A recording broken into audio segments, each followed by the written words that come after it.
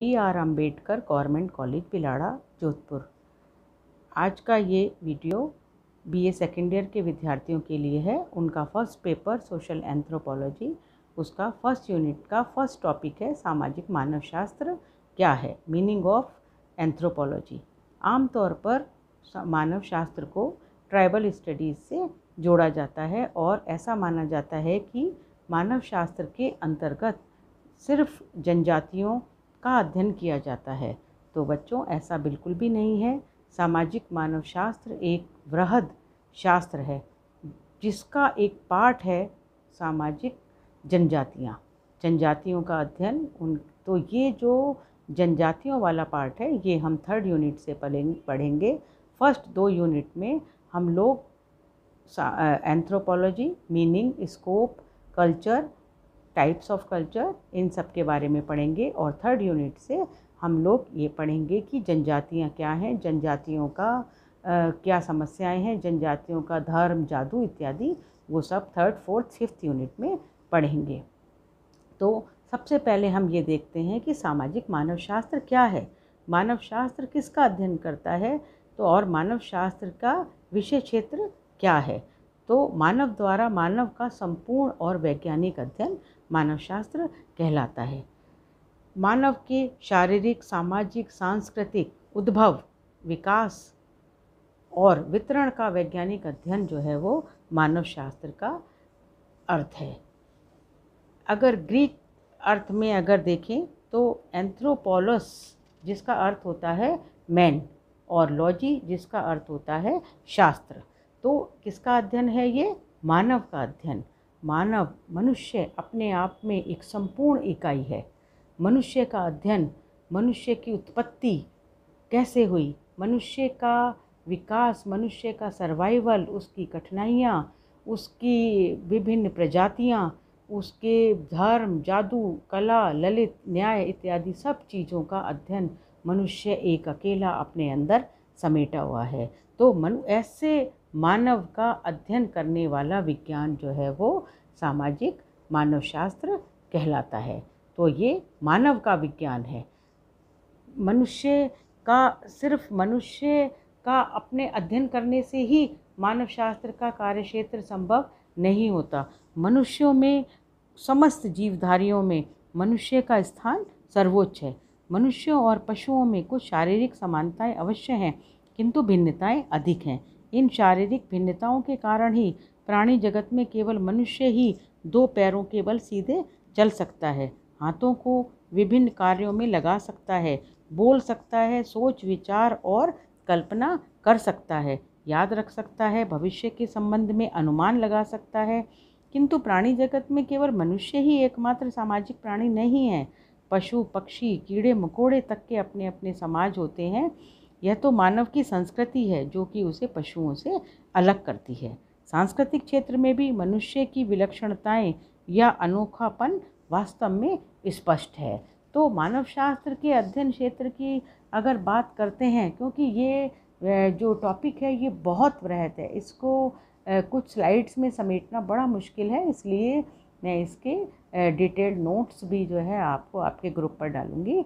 अभी हम ये समझते हैं कि मानव का अध्ययन विषय एवं क्षेत्र जो है 2 भागों में बांटेंगे, शरीर रचना संबंधी और संस्थागत व्यवहारों, आदतों और क्षमताओं का अध्ययन। जो शरीर रचना संबंधी विषयों का अध्ययन समाजशास्त्र का पहला और प्रमुख अध्ययन विषय है। इसके अंतर्गत न केवल सृष्टि के प्रारंभ से लेकर अब तक मनुष्य की शारीरिक बनावट में किस किस प्रकार के अंतर उत्पन्न हुए इनका अध्ययन किया जाता है, बल्कि मानव की उन समस्त शारीरिक विशेषताओं का भी अध्ययन किया जाता है जो कि मनुष्य को पशु जगत से अलग करती है, जैसे 2 पैरों पर खड़े रहने की क्षमता, रीढ़ की हड्डी, हाथों से काम करना, मनुष्य की विभिन्न प्रजातियों की उत्पत्ति, विस्तार, वर्गीकरण, ये सब उसका अध्ययन क्षेत्र में आता है। मानव शास्त्र मानव की प्रजातियों के विभिन्न स्वरूपों का तुलनात्मक अध्ययन भी करता है। एक प्रजाति को दूसरी प्रजाति से उसकी खोपड़ी, नाक की बनावट, कद, रक्त समूह आदि से अलग करता है। तो ये तो हुआ शरीर रचना संबंधी। दूसरा जो उसका संस्थागत जो व्यवहार है, आदत और क्षमताओं का अध्ययन भी मानव शास्त्र के अध्ययन विषय में आता है। इसके अंतर्गत मनुष्य और प्रकृति में, मनुष्य और मनुष्य समूहों में ही अनुकूलन करना कैसे संभव होता है, यह भी इसके अध्ययन क्षेत्र के अंतर्गत आता है। इसके अंतर्गत आर्थिक, राजनीतिक, धार्मिक और सामाजिक संगठनों और क्षमताओं का अध्ययन करना, ये इसके अंतर्गत आता है। मानव शास्त्र विभिन्न आर्थिक, राजनीतिक, धर्म, ज्ञान, विश्वास, धर्म, जादू, ललित कला, सरकार, न्याय, परिवार आदि का भी अध्ययन करता है। तो अभी हमने देखा कि मानव शास्त्र के अध्ययन विषय को समेटना इतना आसान नहीं है। मानव शास्त्री तुलनात्मक अध्ययन, विशेषकर आधुनिक समूह और सभ्यताओं का भी अध्ययन करता है। सांस्कृतिक क्षेत्र में भी मानव शास्त्रियों का ध्यान दुनिया के विभिन्न स्थानों पर बसे हुए मानव समूहों की सांस्कृतिक सामान्यताओं और भिन्नताओं पर भी होता है। तो कुल मिलाकर हम इसको किसी भी तरह एक भौगोलिक क्षेत्र में समेट नहीं सकते हैं। इसके लिए हमको अपने पूरा विस्तृत रूप में इसमें हमको जाना होता है। मानव शास्त्र के क्षेत्र तथा अध्ययन विषय को अच्छी प्रकार से समझने के लिए हमें इनके विभिन्न जो सहायक विज्ञान हैं उनके बारे में भी हमें समझना पड़ेगा, जो कि हमको अपनी स्लाइड पर आपको दिखाई दे रहा है। तो पहला है फिजिकल एंथ्रोपोलॉजी, शारीरिक मानव शास्त्र। ये किसको कहेंगे शारीरिक मानव शास्त्र? मानव के उद्विकास, शारीरिक बनावट, ढांचा, प्रकृति तथा विभिन्नताओं का अध्ययन है। तो जो शारीरिक मानव शास्त्र है यह भूमंडल के विभिन्न भागों में बिखरे हुए मानव समूहों में जो शारीरिक विभिन्नताएं हैं उनका अध्ययन करता है। उनके शारीरिक लक्षणों के आधार पर उसका विभिन्न प्रजातीय समूह में वर्गीकरण करता है। संसार के विभिन्न भौगोलिक क्षेत्रों में बिखरे हुए समस्त जीवित मानव समूहों की उत्पत्ति को एक ही मनुष्य जाति, मेधावी मानव होमो सैपियंस कहा जाता है, इनको उससे हुई मानते हैं। किंतु जो इनका म्यूटेशन है, उत्परिवर्तन है, पृथक्करण है, अनुकूलन है, स्थान परिवर्तन के कारण विभिन्न मानव समूहों या प्रजातियों में अनेकों शारीरिक विभिन्नताएं पैदा हो जाती हैं। इन सब का अध्ययन करना ये सब मानव शास्त्र का ही कार्यक्षेत्र के अंतर्गत आता है। इसलिए इसको हम विशिष्ट विज्ञान कह सकते हैं, इसको हम एक अलग विज्ञान के रूप में मानेंगे। इनके जो सब सहायक विज्ञान है उसमें पहला मानव उत्पत्ति शास्त्र, ह्यूमन जेनेटिक्स है। ये भी ह्यूमन जेनेटिक्स ये मानव की उत्पत्ति के संबंध में अध्ययन करता है। इसका संबंध मानव वंशानुक्रमण से होता है। संतानोत्पत्ति की प्रक्रिया के अंतर्गत वह काणुओं जो जीन्स होते हैं जो परिवर्तन होते हैं, उसके फलस्वरूप मनुष्य के शारीरिक लक्षणों में जो भिन्नता आती है, इन समस्त विषयों का अध्ययन मानव उत्पत्ति शास्त्र का विशेष उद्देश्य है। इस प्रक्रिया के अतिरिक्त उत्परिवर्तन, म्यूटेशन जो है, वह काणुओं की आकस्मिक हानि जो एक्सीडेंटल लॉस ऑफ जीन्स हो जाता है, प्रवरण की प्रक्रिया आदि भी मानव उत्पत्ति शास्त्र का अध्ययन वस्तु है। तो ये हमने देखा कि जो ह्यूमन जेनेटिक्स है उन सब का अध्ययन भी इसके सहायक विज्ञान के रूप में किया जाता है। अब दूसरा आ जाता है जो आपका है पुरातन मानव शास्त्र, ह्यूमन जो इसका पेंटालॉजी है, वो जो शारीरिक मानव शास्त्र की उपशाखा ही है पुरातन मानव शास्त्र, जो कि जो प्रस्तर युग है, अस्थि पंजर और उसके अवशेषों जो फॉसिल्स कहलाते हैं उनका अध्ययन तथा विश्लेषण द्वारा उसका अध्ययन करता है। प्राचीन मानव के उद्विकास का अध्ययन इसी के द्वारा संभव होता है। तो ये जो ज़मीनों में जो एक परिवर्तन होते हैं, जो अपने भौगोलिक परिवर्तन होते हैं, उसके अंतर्गत जो कई बार अवशेष ज़मीन के अंदर फॉसिल्स के रूप में मौजूद होते हैं, उन सब का अध्ययन क्षेत्र जो है वो इस पैलेंटियोलॉजी के अंतर्गत किया जाता है। तो ये भी एक बहुत फेमस और प्रमुख जो है वो पुरातन विज्ञान है। अब तीसरा आ जाता है मानव मिति, एंथ्रोपोमेट्री। ये जो मानव मिति कहलाता है, इसको हम इस विज्ञान में मानव शरीर के विभिन्न अंग जैसे खोपड़ी, नाक आदि को मापने के लिए पृथक पृथक इंडेक्स होता है, देशना कहते हैं इसको। इसकी सहायता से इन अंगों को अंकों में अभिव्यक्त कर देते हैं। तो वो जो अपन अब जब डिटेल में पढ़ेंगे तब हम इसको बताएंगे।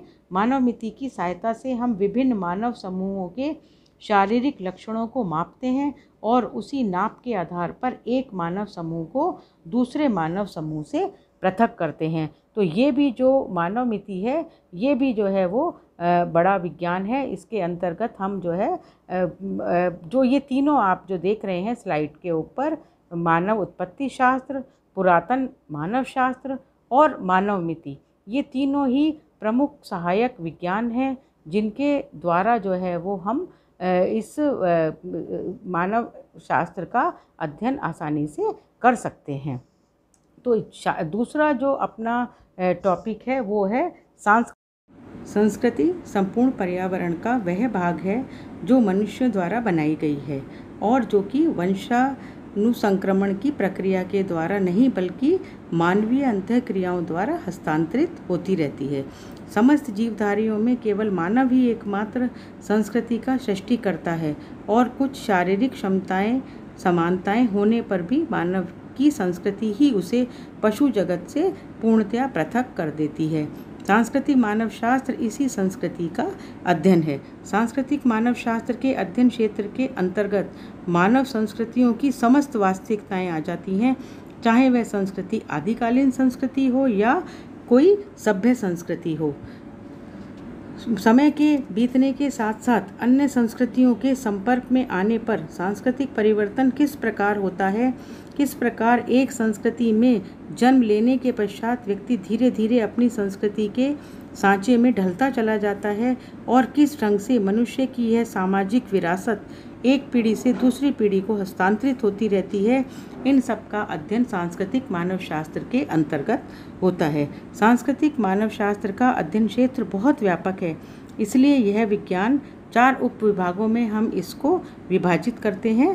पहला पुरातत्व शास्त्र, आर्कियोलॉजी, प्रजाति शास्त्र, इथनोलॉजी, भाषा विज्ञान, लिंग्विस्टिक्स और सामाजिक मानव शास्त्र, सोशल एंथ्रोपोलॉजी। अब हम इसको एक एक करके इन सब का अध्ययन करेंगे। पहला जो आर्कियोलॉजी है, प्राय एक इसको शाब्दिक अर्थ के रूप में अगर देखें तो प्राचीन का अध्ययन है, किंतु लेकिन पुरातत्व शास्त्र खुदाइयों से प्राप्त कंकालीय तथा अन्य भौतिक अवशेषों के आधार पर प्राचीन मानव तथा इसकी संस्कृति की उत्पत्ति, उत्थान अथवा पतन का अध्ययन करता है। संकुचित अर्थ में पुरातत्व शास्त्र का अध्ययन विषय मानव की हस्तकला के अवशेष से होता है। इसकी खोज का एकमात्र आधार खुदाइयों से प्राप्त भौतिक अवशेष ही होते हैं तथा प्राचीन अवस्था तथा विकास का अध्ययन भी यह करता है।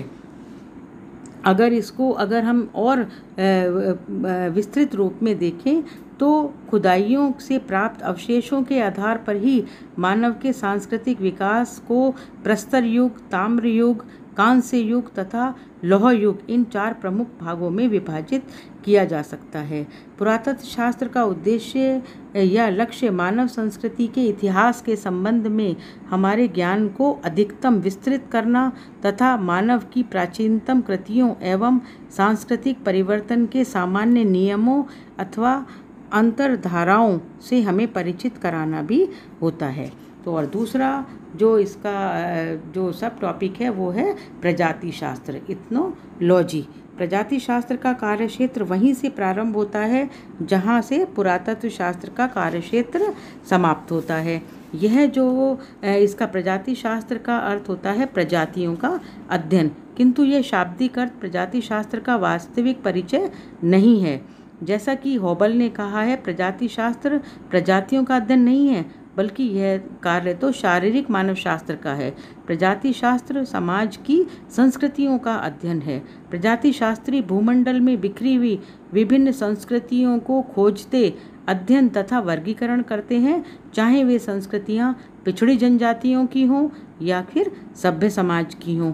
और इसी उद्देश्य की पूर्ति के लिए प्रजाति शास्त्रियों को संसार के प्रत्येक भाग के अनेक प्रजाति समूहों के निकट संपर्क में आना पड़ता है, जिससे उसकी संस्कृतियों के विभिन्न स्वरूपों का विश्लेषण, निरूपण तथा तुलनात्मक अध्ययन कर सके।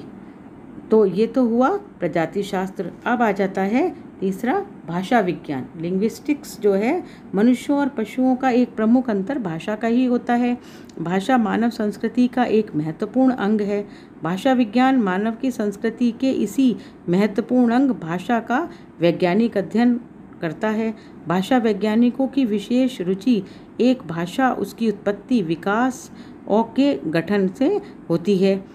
आमतौर पर संसार की प्राय 2700 भाषाओं में किन्हीं एक का अध्ययन करते हैं और विभिन्न भाषाओं के शब्दों, उच्चारणों तथा व्याकरणों का तुलनात्मक अध्ययन किया जाता है। भाषा वैज्ञानिक उन सामाजिक सांस्कृतिक कारकों का भी अध्ययन करने का प्रयत्न करते हैं जिसके कारण भाषा में परिवर्तन होते हैं। भाषा विज्ञान का क्षेत्र केवल उन लोगों की भाषा तक ही सीमित नहीं है जिसके लिखित साहित्य उपलब्ध हैं।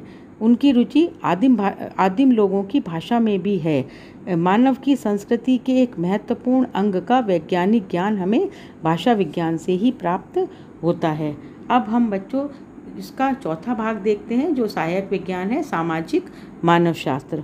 बहुधा सामाजिक मानवशास्त्र और सांस्कृतिक मानवशास्त्र में कोई भेद समझा नहीं जाता है, किंतु दोनों में स्पष्ट अंतर है। सांस्कृतिक मानवशास्त्र का अध्ययन विषय मानव की संपूर्ण संस्कृति है। इसका क्षेत्र जो है वो अधिक व्यापक है। सामाजिक मानवशास्त्र उसकी एक शाखा मात्र है, क्योंकि इसके अंतर्गत केवल संस्थागत सामाजिक व्यवहार, पारिवारिक, सामाजिक और राजनीतिक संगठन, न्याय व्यवस्था आते हैं। यह संपूर्ण संस्कृति का अध्ययन नहीं है। इसका अध्ययन हम आगे अलग चैप्टर में विस्तार पूर्वक करेंगे। तो इस प्रकार हमने देखा मानव शास्त्र का अध्ययन क्षेत्र संपूर्ण मानव है। यह मानव आदिम सांस्कृतिक स्तर पर हो या सभ्य समाज का सदस्य हो, अफ्रीका के जंगली प्रदेश का निवासी हो या अमेरिका के आधुनिकतम नगर का, ऐतिहासिक युग का हो या प्राग ऐतिहासिक युग का, समस्त काल तथा स्थान के मानव का अध्ययन मानव शास्त्र है।